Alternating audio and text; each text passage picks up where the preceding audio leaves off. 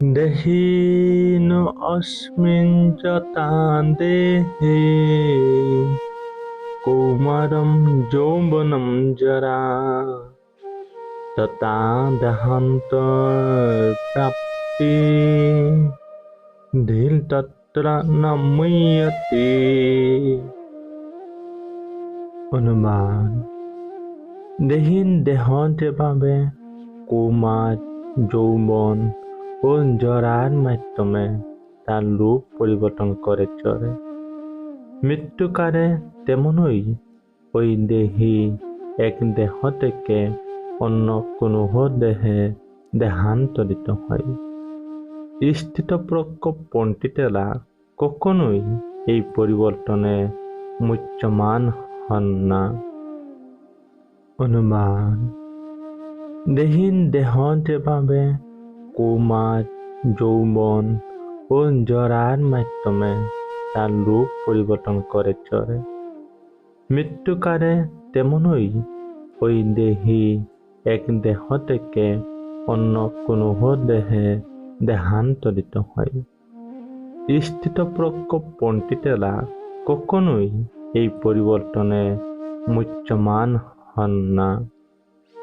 তাৎপর্য: যেহেতু প্রত্যেকটি জীব হচ্ছে একটি স্বতন্ত্র আত্মা, কিন্তু প্রতি মুহূর্তেই প্রত্যেকেই তার দেহ পরিবর্তন করে চলেছে।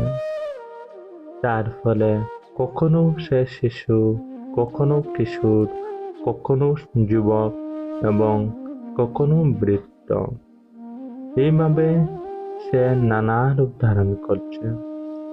কিন্তু জীবের প্রকৃত সত্তা আত্মার কোনো পরিবর্তন হয় না।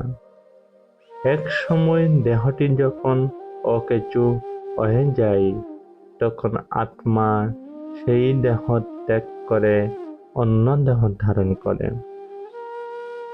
মৃত্যুর পর জড় অথবা চিন্ময় আর একটি দেহ প্রাপ্ত হওয়া যখন অবশ্যম্ভাবী, তখন ভীষ্ম, দ্রোণাচার্য আদি আত্মীয় পরিজনের জন্য শোক করা অর্জুনের পক্ষে নিতান্তই নিরর্থক। বরং তাদের মৃত্যুর কথা ভেবে শোক করার পরিবর্তে তার আনন্দিত হওয়া উচিত ছিল। কারণ মৃত্যু হলে তারা তাদের জরাগ্রস্ত বৃদ্ধ দেহ ত্যাগ করে নতুন দেহ প্রাপ্ত হবেন এবং নবশক্তি লাভ করবেন। পূর্বকৃত কর্মের ফল অনুসারে জীব নতুন দেহ প্রাপ্ত হয় এবং নানা রকম সুখ ও দুঃখ ভোগ করে।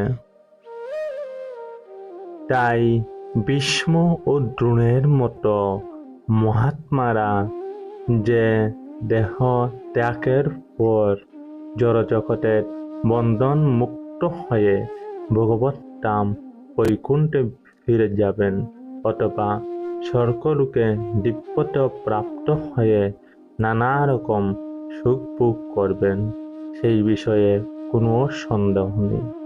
সুতরাং তাদের মৃত্যুতে শোক করার কোনোই কারণ ছিল না। যে মানুষ জীবাত্মা ও পরমাত্মার স্বরূপ এবং পরা ও অপরা উভয় প্রকৃতির সম্পর্কে সম্পূর্ণভাবে অবগত, তাকে বলা হয় ধীর। এই প্রকার মানুষ জড়দেহের পরিবর্তনের জন্য কখনো শোক করেন না।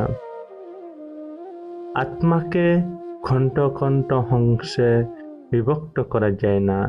এই যুক্তিতে আত্মা ও পরমাত্মার একত্ব সম্বন্ধে মায়াবাদীদের যে মতবাদ তা গ্রহণযোগ্য নয়। পরমাত্মাকে খণ্ড খণ্ড করে বিভক্ত করার ফলে যদি জীবাত্মার উদ্ভব হতো, তবে পরমাত্মা হতেন পরিবর্তনশীল।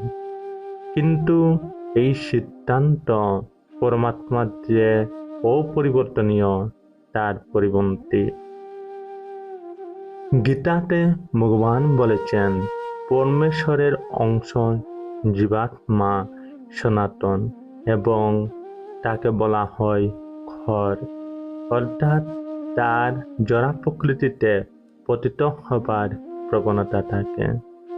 জীবাত্মা পরমাত্মারই অংশ এবং জড়বন্ধন থেকে মুক্ত হবার পরেও সে পরমাত্মার অংশরূপেই বর্তমান থাকে।